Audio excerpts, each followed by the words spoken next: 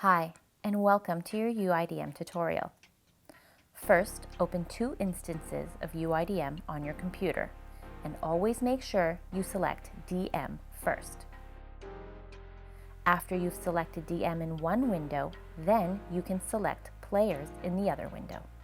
That is the window you can drag onto your secondary screen or projector, or however you get it onto your player table. When you click on the DM window, hit Alt-Enter to bring the window in or out of full screen mode. Now you'll want to open a map by selecting Open Map at the top of the window.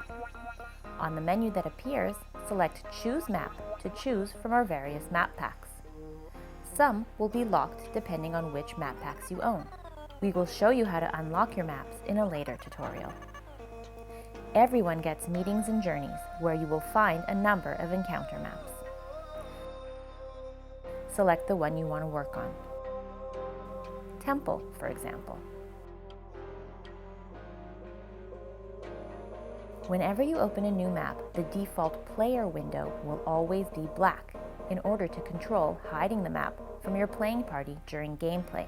To screen your map on the player window, click Map View at the top left-hand corner of the DM window and hit the eye icon on the menu. You can open or close the eye to reveal the map in the player window or to hide it. As you can see, the player map is dark, while the DM map is slightly brighter.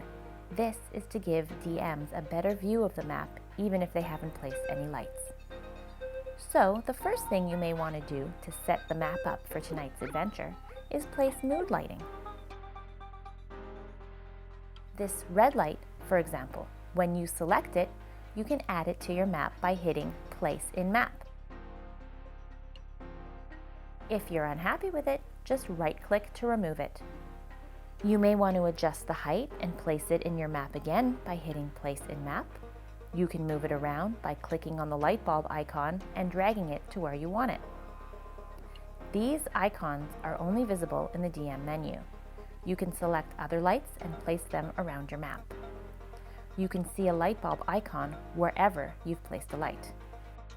Okay, now let's add a spell. Some fog, for example. Select the fog from the spells menu at the top of the window.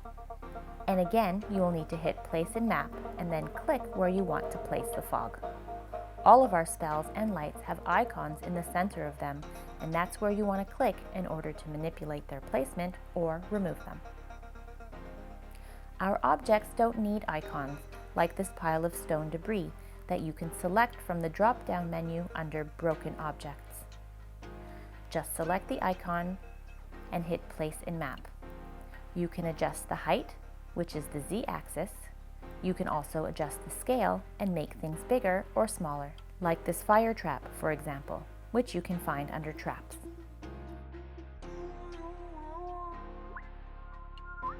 So now let's say you want to move the fog. No need to go back to any menu. Just click on the fog in your scene in the DM window and move it wherever you like. You can do this with every asset in your scene, so it's a pretty intuitive user interface that you can adjust in real time. Every asset has a thumbnail, so we encourage you to scroll through our drop-down menus to find the assets that appeal to you and your gaming party. Let's have a quick look at our player window. Once we're happy with our scene, we can save it. So, in the Open Map menu at the top of the DM window, you will find a Save Map and Load Map option. If you haven't saved anything yet, your Load Map menu will be empty. So let's save this one. We'll call it Temple Fire.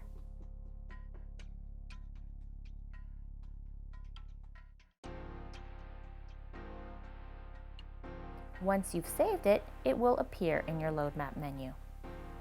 So let's get out of this map and go back to the throne room, which is the default map that opens when you open UIDM. So let's say you've closed the program and now it's time for your gaming party. You open our software again and go to Open Map, go to Load Map, and there is your Temple Fire customized map. All the lighting you set up can be saved in your scene with the exception of the custom color lights. The custom color light placements will still be there, but when you reopen your scene after closing, you will need to choose the custom colors again. That is why we've added basic lighting colors like red, blue, yellow, purple, and green, so you can save them and reopen them without a glitch. You can move around your scene using the classic first-person shooter controls on your keyboard. So E and Q to zoom in or out, and W, A, S, or D to move left, right, up, or down.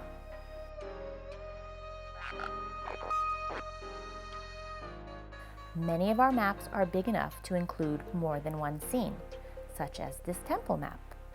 You may want to start your encounter in the entrance, and then, as your party passes the altarway, reveal the rest of the temple. But that's all up to you.